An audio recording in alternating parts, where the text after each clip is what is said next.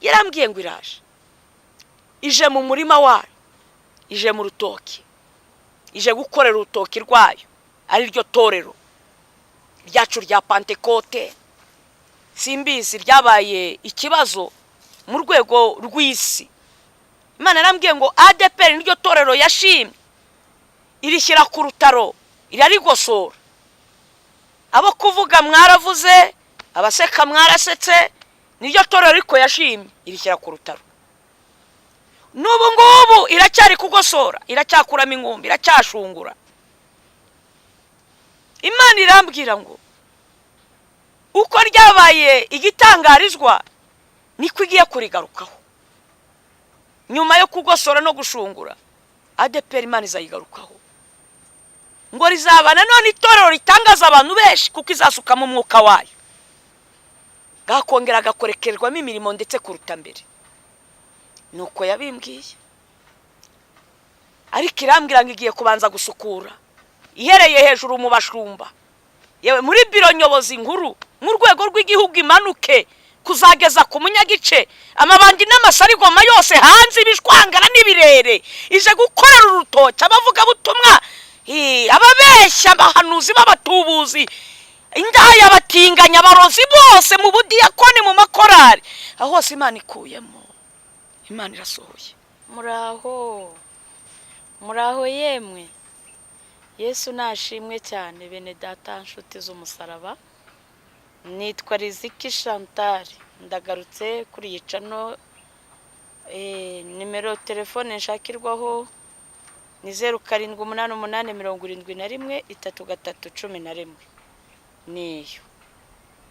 Ndi umukobwa, ndashima Kristo Yesu ko yangiriye ubuntu akambagakiza, nanjye mu bari barushye yakamaye rwose ngashaka. Tuzajya tugenda tuganiraho n'ibinakunda no kubuhamya, nzajya mbacishirizaho aho ubuhamya bwanjye uko Imana izajya ibishaka. Ariko ubu ngubu turi mu mwanya w'ijambo ry'Imana. Kubw'ibyo rero, bene data, nshuti z'umusaraba, umwuka wera akaba ari yampaye iri jambo ngo abe ari ryo nsangiza abatuye isi. Inkuru nziza iboneka hano muri Yohani, uko yanditswe na Yohani 15 umurongo wa mbere. Turagarukira ku murongo w'8. Inkuru nziza uko yanditswe na Yohana, ku murongo igice cya 15 umurongo wa mbere, turagarukira ku murongo w'8. Haragira hati: ndi umuzabibu w'ukuri, kandi data ni nyirawuhingira. Ishami ryose ryo muri nge ritera imbuto arikuraho, iryera imbuto ryose aryanganyaho amahage yaryo, ngo rirusheho kwera imbuto nyinshi. Kwera imbuto nuko mumaze kwezwa n'ijambo nababwiye. Mugume muri nge, nanjye ngume muri mwe. Nk'uko ishami ritabasha kwera imbuto ubwaryo ritagumye mu muzabibu, niko namwe mutabibasha nimutaguma muri nge. Ninjye muzabibu, namwe muri amashami. Uguma muri nge, nanjye nkaguma muri we, uwo niwe wera imbuto nyinshi, kuko ari ntacyo mubasha gukora mutamfite. Umuntu wese utaguma muri nge ajugunywa hanze nk'ishami ryumye, maze bakayateranya bakayajugunya mu muriro agashya. Nimuguma muri nge, amagambo yanjye akaguma muri mwe, musabe icyo mushaka cyose muzagihabwa. Ibyo nibyo byubahisha data, nuko mwera imbuto nyinshi, mukaba bigishwa banjye. Mwakire neza ijambo ry'Imana. Muraho yemwe. Bene data rero, nshuti z'umusaraba, iri jambo ni Yesu warivuze, ngo ndi umuzabibu. Ubwe yarivuze, data ni nyirawuhingira. Yaravuze ngo namwe muri amashami kuri nge, abakristo. Yesu ni Kristo, n'abamukurikiye abemeye kwakira agakiza bakihana bakava mu byaha bitwa abakristo. Abakristo, turi abakristo. Hari abakristo, hari abakristo hari n'abakristo. Abakristo n'abakristo ni amagambo abiri asa, ariko harimo akantu bimwe kera numva tukikiga bavuga ngo amasaku mu kinyarwanda. Abakristo bene data, umukristo twigeze kuganira abantu bamwe babwira ko umukristo ni umuntu ubarizwa mu itorero runaka, akaba yarize akabatizwa mu izina rya Yesu Kristo, ariko ntibisobanura yuko akora ibyo Kristo ashaka. Hari noneho abakristo abo ni abantu barenze kuba abakristo, ahubwo bahinduka bakora ibyo Data wo mu ijuru ashaka. Ahangaha rero nkabonera kubwira abantu baba mu nzu y'Imana badakora ibyo Imana ishaka, bafite amazina gusa, bikagendera mu ijambo nasomye byashobora rivuga ngo ufite izina ry'uko uriho nyamara uri intumbi. Wari ukuriye kubaho ntube intumbi ngo ube nk'uwapfuye. Yesu aravuga rero ngo muri umuzabibu, ndi umuzabibu, mwebwe muri amashami. Ducometse kuri Kristo. Abakristo dusabwa gukora ibyo Data wo mu ijuru ashaka, ibyo Kristo nawe ubwe umwana w'Imana ashaka. Nuko byumvikane ko nta kintu cyajya kugera ku ishami kitabanje kurira igiti, uretse ko ari igihe inyoni zigwa ku mashami zitagombereye igiti. Hari abatera amabuye, ibuye ntago ryabanza kurira, rihita rifata ku giti, ku ishami. Hari ibintu bita bifata ku mashami bitagombereye gufata ku giti. Umuyaga uzuhuha, amashami akagiriya hose, igiti gihagaze. Ariyo mpamvu abakristo bakunze guhura n'intambara. Kibisobanura ko Yesu yaguye, ko Yesu yanyeganyeze, abasha kubahagaze, ariko amashami agahungabana, ibibazo bikajya hose, ukagira ngo urapfuye birarangiye, ariko ishami ricometse kuri Kristo. Ikindi, hari igihe ishami rikokoka rikuma kandi riri ku giti. Hari ibintu nagiye nitegereza, rigahananuka umuyaga wawe, ishami rikagwa hasi rikaba rivuye ku giti. Hari n'amashami akomera paka akazarinda ava ku giti uko bagitemye, akazarangirana n'igiti. Bene data, amashami ahungabanywa n'umuyaga, n'ibigeragezo, intambara, abari gupimwa ngo arebe ko yava ku giti. Hari ibiza bigendere kugira ngo bidukure kuri Kristo. Nk'abakobwa ukaba ukuze, inama za benshi inama za benshi ari izigusaba gushaka no kwishingira. Hari wagira ngo kuba umukobwa ni icyaha imbere y'Imana, kumva ko uri umukobwa isirangiye, uri umusore bakumva reka data byakomeye. Hari n'abagirwa inama ati ntama yaragukandagiye, byararangiye, inyombye yakuvugiye hejuru. Ntayo, iyo turi muri Kristo Yesu tuba turi ibyaremwe bishya. Ntibaguteranye n'inyombya, ntibaguteranye n'intama, nta cyagize icyo kigutwara. Ntiushaka uba ufite imyaka ingahe myinshi, Imana ikora uko ishaka, yemere kukubakira, kandi amashami yemerewe guhuhwa n'umuyaga akawujyana. Ariko ishami nubwo umuyaga uhuha inshuro nyinshi ntago ava ku giti, ishami riba rigundiriye riri ku giti. Bene data, none amashami izuba ryakubita ibibabi byose bikavaho, gukokoka kukashira, amasengesho akavaho, kuzura amaganya no kwitotombera Imana, ukitotombera cya giti ko ntacyo cyakumariye. Kandi icyo giti si wewe shami wenyine uriho, hariho nandi mashami. Byagera nyuma rya shami rikivumbura, rikaba ritakaje imbaraga, rikuma, ibyo kongera gufata amazi avuye kuri cya giti bikavaho, ikajyaho rikananirwa, rikuma, rikavaho, rikigendera. Nkuko arimo batangira urugendo bazi neza ko bagiye kubona imigisha, ibintu bidasanzwe, abagore n'abagabo bagiye kubona amazu n'amamodoka, iyo babibuze bahita bagwa bakava mu byizerwa. Ako tukarenge. Ariko hari n'amashami anamba ku giti, ukabona rirakomeye, ukabona rigenda kugira hari nka kimwe cya gatatu cy'umubyimba w'igiti cyangwa se kimwe cya kangahe. Ni abantu bakomera muri Kristo bakora ibyo data wo mu ijuru ashaka. Habamo abashumba bakora ibyo Imana ishaka bakemera bagapfira umukumbi. Abapasiteri bakanamba ku ntama. Harimo abemera bagasenga ari pasiteri bakajya mu butayu bakagera ikirenge mu cyo Yesu yakoze. Harimo abemera bakanambara abaririmbyi bagapfira umurimo w'Imana. Inzara ikabica bagatukwa bagasuzugurwa ari abadiyakoni. Ariko ntibari kuri Kristo. Ntibakokoke ngo amababa baveho ibihe byo gusenga bigende. Ibihe by'umwuka kuririmba babireke. Oya, ahubwo uko bugenda bucya bakishakamo imbuto. Nuko Yesu yavuze ngo ishami ryose ryera imbuto, aryanganyaho amahage yaryo ngo rirusheho kwera. Bene data, nitegereje umuzabibu mu Rwanda ntago ndawubona, niba ari naho uringiza amahirwe nazawubona. Kajya nigisha wenda umuzabibu nkazawuvuga narawubonye, kuko ntera n'amatsiko kuwureba. Ariko nageranya icyo tufite nk'umuzabibu. Hano iwacu dufite urutoki, narugeranya n'umuzabibu. Hari ikintu nakuboneye mu rutoki. Hari igihe nyiri urutoki iyo rwajemo umusaka ibirere bishwangara ibyakatse, nyiri urutoki yagiye kurukorera yitabana ibikoresho bitatu. Yitabana isuka, umuhoro, uruhabuzo. Isuka ishinzwe gukora hasi, umuhoro ukoramo hagati, uruhabuzo rukora mu bushorishori. Aho umuhoro utagera niho uruhabuzo rugera.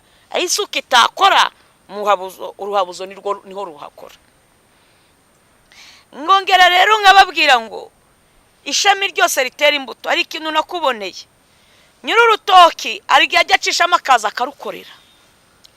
Iyo aje kurukorera hari igihe isina ibiriho isina nyinshi, utuntu tw'isina twishi twavutse. Ntabwo areba ngo izi sina zizera ibitoki, arareba akarebamo izagira umumaro. Izindi zose zitari kuri gahunda akavuga ati izi nizo kwangiza iyi sina, nizo kwinyunyuriza ubusa. Agatema agashyira hasi, agakuraho ibirere, ibivovo biri ku sina, agakuraho amakoma n'ibishwangara, ndetse n'ikintu cyose abona kidafite gahunda cyo kwangiza urutoki. Ibyatsi byose agakoresha isuka agaharura, urutoki akarusasira rukagubwa neza. Hari ikintu nakuboneye mu rutoki. Hari igiti nabonye mu rutoki badajya bakunda gutema mu rutoki, bakita ikibonobono. Umubonobono ni igiti kitajya gipfa gukurwa mu rutoki. Umumaro w'umubonobono ntago uteze kuvanwamo imbaho, si uko bateganyamo kuzacanwa n'ibindi bintu kucyubakisha. Burya bakirekera mu rutoki bateganya ko kizavamo inkingi z'ibitoki. Noneho igitoki isina yazanye igitoki kibe gito kinini, sindabona nyiri urutoki asuzugura igitoki. Uko cyaba kimeze kose naho ryaba ari se ririmo bararishyigikira. Ariko isina naho yaba umujugujugu gutema uburebure, nyiri urutoki aratema agashyira hasi, kuko ari kubona iyo sina nta musaruro ariyo kurushyanya gusa, ntacyo ari y'amakoma gusa. Bakristo bene data, agawahushye waje ari mwinshi, imvura ari nyinshi, nyiri urutoki ntajya ahangayikishwa n'isina ifite amakoma meza atoshye ngavuga ati ya makoma ashobora kuvunika. Reka nyiri urutoki ahangayikishwa n'isina zifite ibitoki, akavuga ati ngwire kuzitera inkingi. Naho kaba ari ibere rimwe, intete imwe y'igitoki, ashaka inkingi ihuje na cya gitoka akayishyigikira. Nagiye mbona iwacu bashyiramo n'imbingo, tuntu tw'udutinkaga dutatu bakadupfundikanya bagashyiramo, ariko ako gatoki ntibagasuzugure. Nagiye mbona mu ntara zimwe na zimwe no z'iki gihugu aho nakandagiye, nko mu burasirazuba za Mutara, yewe n'Igisenyi araho nabibonye, ukabona igitoki kimwe bagishyizemo inkingi ebyiri eshatu, baciye igiti cy'inturusu, wa mubonobono urimo bashyizemo imigano. Kubera iki? Cyazanye igitoki kinini kandi gitangaje kigomba gushyigikirwa. Bene data, nshuti z'umusaraba, iri jambo ry'Imana ndarihuza n'ubutumwa Imana yampaye. Yarambwiye ngo iraje, ije mu murima wayo, ije mu rutoki, ije gukorera urutoki rwayo, ari ryo torero ryacu rya Pentekote. Simbizi ryabaye ikibazo mu rwego rw'isi. Imana yarambwiye ngo ADEPR niryo torero yashimye irishyira ku rutaro irarigosora. Abo kuvuga mwaravuze, abaseka mwarasetse, niryo torero ariko yashimye irishyira ku rutaro. N'ubu ngubu iracyari kugosora, iracyakuramo ingumbi, iracyashungura. Imana irambwira ngo uko ryabaye igitangarizwa niko igiye kurigarukaho. Nyuma yo kugosora no gushungura, ADEPR Imana izayigarukaho ngo rizabana none itorero ritangaza abantu benshi kuko izasukamo umwuka wayo, gakongera gakorekerwamo imirimo ndetse kuruta mbere. Nuko yabimbwiye. Ariko irambwira ngo igiye kubanza gusukura ihereye hejuru mu bashumba, yewe muri biro nyobozi nkuru mu rwego rw'igihugu imanuke kuzageza ku munyagice, amabandi n'amasarigoma yose hanze ibishwangara n'ibirere, ije gukorera urutoki abavuga butumwa, ababeshya abahanuzi b'abatubuzi, indaya abatinganya abarozi bose mu budiyakoni mu makorari, aho hose Imana ikuyemo. Imana irasohoye kandi nirakw'ihamagaye bundi bushya. Imana irirehereje bundi bushya. Ariko abakristo banambye kuwitekije kubashyigikira.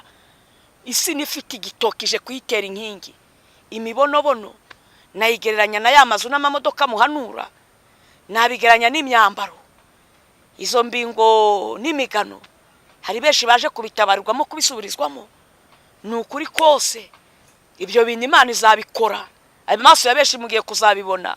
Hari abantu Imana izahereza amazu atabavunnye, batubatse rwose ikayabatuzamo ikayabasinyaho, nguko Abisirayeli bavuye muri Egiputa bakajya gutura Kanani, Imana ikayihindura igihugu cyabo bwite kikaba gakondo. Bene data, hari abantu Imana igiye kuzaha amasambu ikabahereza, ariko abizasanga nibizira we. Yemwe we, abasambanye, abakuramo amada, abaniga abana, umva abavuze ati aba nibo dushoboye, mbese hafi aho aba nibo dushoboye, ibintu nk'ibyo, abamanyura amazi bishe mu rusengero, abo bose mwitegura bataracishwaho n'isuka. Abantu bo hasi umuhoro urahari, abo hagati abataranyuhura n'umuhoro barahura n'uruhabuzo, no mu bushorishori Imana irahageze. Nuko Imana ije gushyigikira abo gushyigikirwa, nigusangana naho kaba gaseri kamwe, naho yaba intete imwe, ariko wareze ntabwo izayirengagiza, izayishyigikira. Ariko abizasangana amakoma gusa, ngo n'abapasiteri n'abavuga butumwa n'abahanzi n'abahanuzi, abizasangana ngo n'abaririmbye mu makorari n'ubudiyakoni, nta gitoki. Mwitegure ko Imana igiye kuhakora akazi, igasukura umurimo wayo, ari urwo rutoki ari wo murimo w'Imana. Tugiye gusenga abantu batera imbuto, batagira ibikorwa byiza, abanyabugugu batazi gutanga ngo bafashe abababaye. Ukarya umufuko w'umuceri ukawuheregeta ngisi hano ube wagira umuntu uhereza n'irobo. Yemwe isukari reka data ukagotomera. Ariko mwebwe ntimunareba n'ibyorezo biri hano hanze. Pe ukagotomera, kabido kubuta ukagotomera. Abo bose mwitegure, nta mutindi wavunguriraho, nta mukene umunyamubabaro waherezaho. Abo ntacyo bamaze, ni nka ya mashami ari ku giti ariko atagira icyo amaze. Ari abo kunyunyuza gusa igiti gusa, ari abo kunyunyuza Kristo Yesu.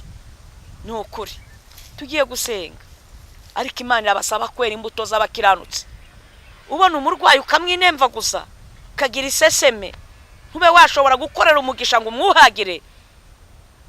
Baba we, twajyaga twuhagira abarwayi ba sida mu bitaro kwa muganga. Nagiye mu bikorwa by'urukundo, simbe nakwikanga ngo wenda virusi iramfata. Ni kera, imyaka naciyemo ni myinshi. Twagiye dukora uko dushoboye, si ngombwa ngo tubabwire. Bene data, ntago bikwiriye ko mwirengagiza abanyamubabaro, abari mu kaga.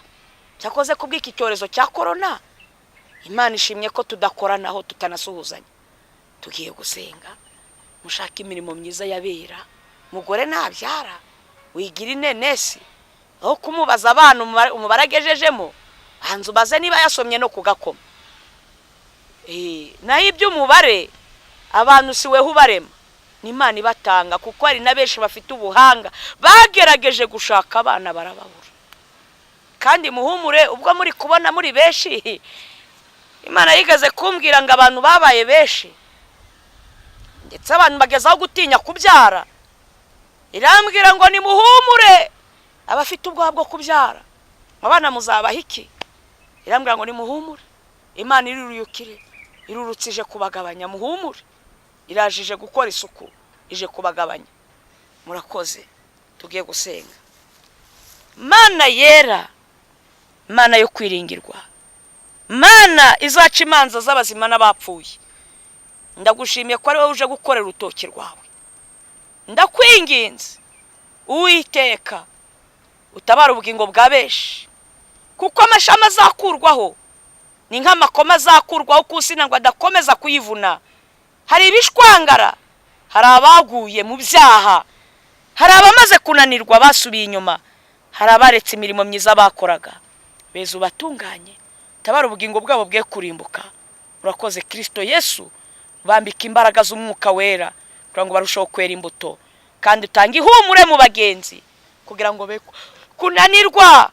Abanyamubabara bari kuburara bakabwirirwa babuze aho kuba, ababuze ubwishyu bw'amazu, abarwayi, abo bose ubatabara ubakize, barengera ubapfumbaturira ukuboko kwawe kwera kw'iburyo, kuko rero upfumbaturira igipfusi cyawe ibyaremwe byose bigahaga. Ndagushimye kuri uwera, ni mu izina rya Yesu, amen.